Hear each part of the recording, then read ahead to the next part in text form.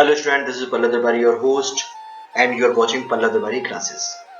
In this video we will discuss Macroeconomics class 12th Balance of Payment volume 1. In this video we will discuss autonomous items and accommodating items in BOP. We will see the overall balance of payment balance, and we will discuss the disequilibrium in balance of payment. Let us start the class with the meaning of the autonomous and the accommodating items in BOP. Listen, autonomous items in BOP refers to those international economic transactions that are undertaken with the sole motive of earning profit. So what is autonomous items? It means that economic transactions which is carried out to earn profit. Such transactions are independent of BOP status of a country. It means the transaction is being carried out with the motive of, not with the motive of maintaining the balance in BOP. The motive is earning profit, so we are least bothered about maintaining the balance in the BOP. So it is independent of the BOP status of a country. Autonomous transactions are also called above the line items in BOP. Why it is called above the line items in the BOP? Because the transaction is carried out independent of BOP status, so it is above the line item. It should be noted that the overall balance of BOP is governed by the balance of autonomous transactions. So overall balance of BOP is governed by autonomous transactions. BOP should show a deficit if the autonomous receipts are lesser than the autonomous payment. On the other hand, if the BOP shows a surplus, when it shows a surplus, if the autonomous receipts are greater than autonomous payment, then if more inflow is there and less outflow is there, then BOP is surplus. And when more outflow and less inflow of the foreign currency, then BOP is in deficit. Now let us see accommodating items in BOP. Accommodating items refers to those international economic transactions that are undertaken with the motive of maintaining the balance in the BOP. So the transaction carried out so that the balance in the BOP should be restored. So that transaction is called, that international economic transaction is called accommodating items. Let us see what is being written over here. Accommodating item refers to those international economic transactions that are not undertaken with the motive of earning profit, such as government financing injections or withdrawal from the official reserves. So it comes, government financing injections or withdrawal from the official reserves comes under the accommodating items. Such transactions are undertaken. We have withdrawn the money from the reserve. Why? Such transactions are undertaken as a consequences of autonomous transactions.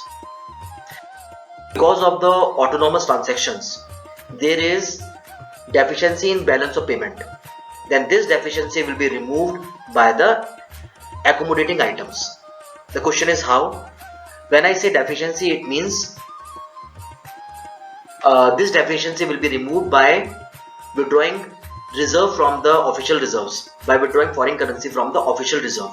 When we withdraw foreign currency from the official reserve, the inflow becomes equal to the outflow. It means the current account, whatever the problems the autonomous transactions has made, that will be removed by the accommodating items. How? By withdrawal the money from the official reserve in the case of deficit. And when I say surplus, it means add the reserve. Add more and more foreign currency in the official reserve. By adding more and more foreign currency in the official reserve, what will happen? The surplus will be restored.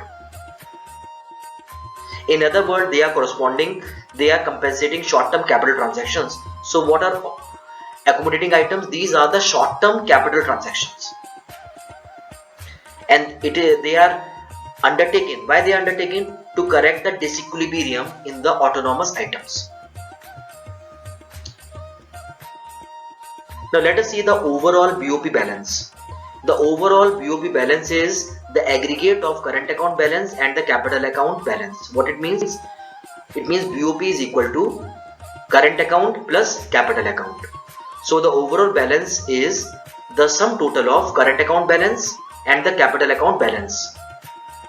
The overall balance is defined in different senses. In accounting sense, it is something else. In operational sense, it is something else. Let us see. The overall balance is defined in different senses. It can be defined in accounting sense. It can be accounted in operational sense. In accounting sense, the overall balance of the balance of payment will always be in balance or is always be in equilibrium. So according to the accounting sense, the overall balance of payment will always be in balance, is always be in equilibrium. How? This is because any deficit in the current account, if the current account is in negativity will be rectified by the positivity of the same amount in the capital account. So this disequilibrium will be removed. So this is because any deficit in the current account is compensated by a corresponding surplus in the capital account, and any surplus in the current account is compensated by the deficit in the capital account. So if capital account is negative, then with the positivity of the current account it will be removed, and if the current account is negative, then with the positive account of the capital account it will be removed. So the current account positivity and the current account negativity will be rectified by the positivity of the same amount in the capital account. For example, if a country is facing a current account deficit, what I said, country is facing current account deficit, then it may be financed the deficit by selling its assets or by borrowing from abroad. So with the same amount of capital account transactions, the current account deficiency will be rectified. Let us see the operational sense. In the operational sense, BOP may not always be in equilibrium. In the accounting sense, always equilibrium, but in the operational sense, BOP may not always be in equilibrium. The disequilibrium in BOP is assessed. How you assess the disequilibrium? The BOP is assessed by the accommodating items in the BOP. The question is how? If the accommodating item says official reserves are increasing, if official reserve is increasing, what it means? It means BOP is in surplus. And if the official reserve is falling, then what it means? It means BOP is in deficit. So in the operational sense, BOP may not always be in equilibrium. And how you judge it? By the official reserve. Now let us see the disequilibrium in balance of payment. Balance of payment is said to be in disequilibrium when there exists a surplus in the net balance or a deficit in the net balance. Let us see the causes. The first cause is high inflation. When I say high inflation, it means the prices of the domestic goods are increasing. When the prices of the domestic goods are increasing, what will happen?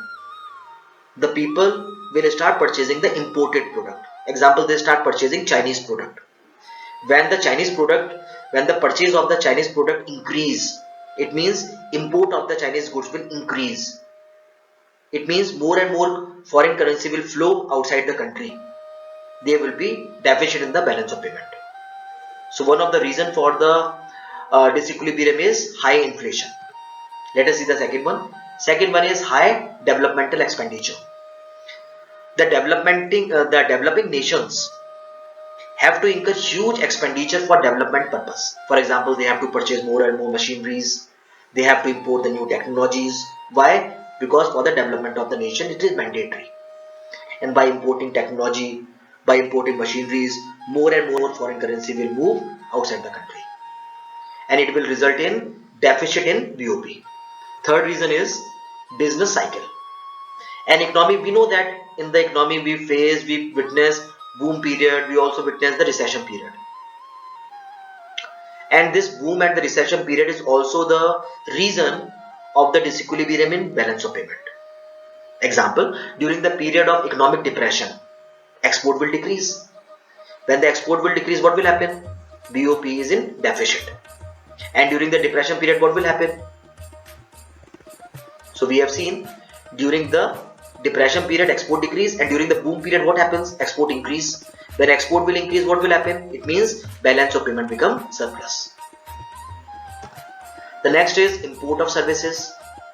Underdeveloped and the developing countries often import capital and other services from the developing countries, and this is reflected as a deficit in the BOP. The next is change in exchange rate. The change in the exchange rate, it means we have seen that sometimes the currency get appreciated, sometimes it get depreciated, and it has a effect on the BOP position. The things become much more clear when I explain the next chapter, that is foreign exchange.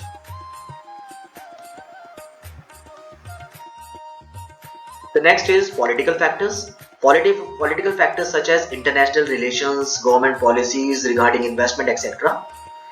may have adverse as well as favorable impact on the balance of payment position of the country. The next is social factors. Social factors such as change in the taste and preferences, change in the source of import, etc. also affect the BOP position. For example, a shift towards a cheaper source of import would have a favorable impact on the BOP and vice versa. Let us see the significance of BOP. After seeing the components of the BOP, what we can say. So let us see the significance of BOP. First is import and export status. Listen, if the export is increasing in the country, it indicates that the GDP is higher. How you come to know? Through the BOP, balance of payment, because import and export is the components which comes under the BOP. So BOP tells through the import and export status whether the GDP is higher or the GDP condition is low. The next is, if the import is higher, what it means? If the import is higher, it indicates that the dependency on the rest of the world is more. So through the import and export, we come to know whether the GDP is higher or the dependency is higher. The next is foreign investment. Remember one thing, BOP reflects the investment made by the foreigners on the domestic industry. The question is how? Higher investment shows the growth potential of the domestic industry. Through the BOP, we come to know about the foreign investment, and if the foreign investment is increasing in the country, it gives the information to us that the growth potential of the domestic industry is more. So how we come to know that the potential of the domestic industry is good or bad? Through the foreign investment. So BOP tells through the foreign investment that the domestic industry has the potential or not. The next is international borrowings. So through the borrowings, through the balance of payment, we come to know that our economy is backward or our economy is advanced. If the borrowings are increasing in the country, it gives the information that our domestic economy is backward. Apart with this, if we borrow the money from the World Bank, it gives the information that we have made the strategy for the growth of the country. And if the money is being borrowed from the International Monetary Fund, it tells to the common people that our economy is about to crash. So the strength of the economy or the future plan of the economy is also being depicted by the sources of the borrowing that we come to know from the balance of payment. The next is stock of forex. Balance of payment shows the stock of foreign exchange with the RBI. If the stock is increasing, what it means? It means that the performance of the domestic economy is better, or we can say that the domestic economy is performing. The next is formulation of suitable strategy. Balance of payment helps in formulating a suitable strategy of growth. When the domestic investment is low, government initiate steps to attract more and more investors. Make in India is the step in this direction.